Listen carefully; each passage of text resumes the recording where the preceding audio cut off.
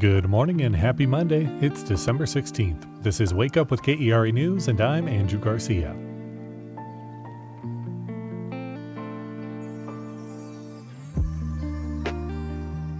All that weekend rain isn't quite past us yet. We'll see some storms continue throughout the day as another cold front moves in, but at least it won't be cold. During this cold front, we'll have a high in the mid-70s. Studies have suggested loneliness can increase the risk of dementia and cognitive impairment. We'll get more into that in just a moment, but let's start the week with today's news. 3 Dallas City Council members called a special meeting today to potentially choose a new city manager.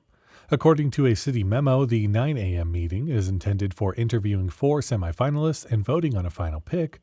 But the committee charged with leading the search for the new city manager also called a 1 p.m. meeting to deliberate the candidates' qualifications.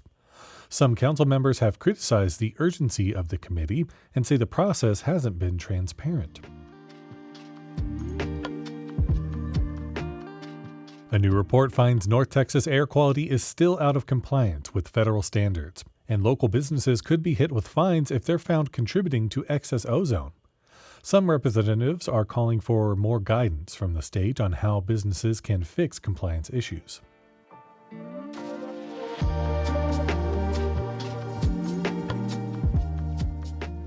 Experiencing loneliness this time of year is tough enough, but a new study finds loneliness increases the risk of dementia in the elderly more than 30%. It also increases the risk of general cognitive impairment or a person's ability to think, learn, remember, and make decisions. KERA's Sam Bekah explores this subject with Dr. Anna Singh, a neurologist with Texas Health Dallas. This study, first of all, is a meta-analysis, a compilation of several studies. They used a questionnaire to establish whether the individual felt lonely or not. It's called the UCLA Loneliness Scale. The questions involve things like lack of companionship, whether the person felt left out, and if the person felt isolated from others. Why would those items put someone at greater risk for cognitive decline or dementia? There's been numerous studies that have looked at those individuals that reported that they felt isolated and looking at the neurobiology behind it. We're speaking about neurotransmitters, different hormones, and there have been some studies as well looking at imaging. So imaging from the standpoint of was there any structural changes in the brain, and then also looking at functional studies. So in other words, these functional studies looked at whether or not the connections of the brains did change. And there have actually been several of these studies done over time, and it does show that it does make a difference, that the characteristic of loneliness does result in some changes in those neurotransmitters, in the hormones, and then also just in the actual function of the brain. Is this just from lack of social engagement? That's a huge part of it. You know, when you talk about personality traits or characteristics, it's hard to really hone it into one thing. I did see a study also looking at, is this a genetic trait as well, too? Because some people do prefer to be more isolated than others. So it takes a combination, as they say, always nature and nurture. What are you born with? And then what environment are you being surrounded by to basically have the final outcome? I realize there's a great deal we don't know about what actually will cause dementia or cognitive decline. So to people wondering, well, what can I do to avoid or to prevent this? What do you tell them? Everyone is born with a certain set of genes, and you can't really change those. However, the environment that you live in, where you come forward with those genes, can make an actual difference.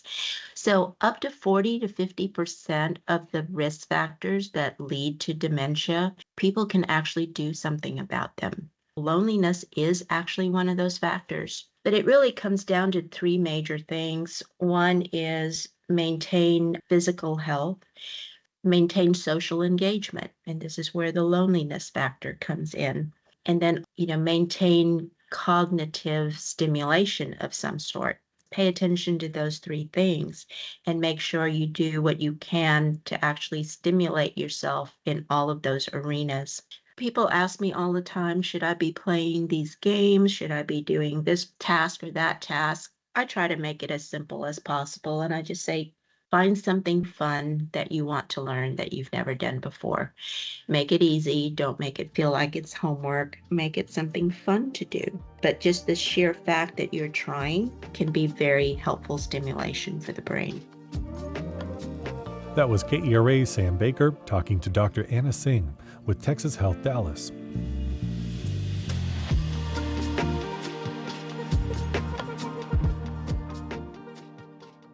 The Dallas Cowboys defeated the Carolina Panthers on Sunday. Despite a slow start, failing to score in the entire first quarter, Dallas managed to rack up 30 points before things were said and done, holding Carolina to just 14. Enjoy the stories of the younger siblings in this Pride and Prejudice sequel, Georgiana and Kitty, Christmas at the Pemberley. This holiday story at Arts Fort Worth sees the friends come into their own in love, womanhood, and friendship. For more information and other fun things to do, visit kera.org/calendar.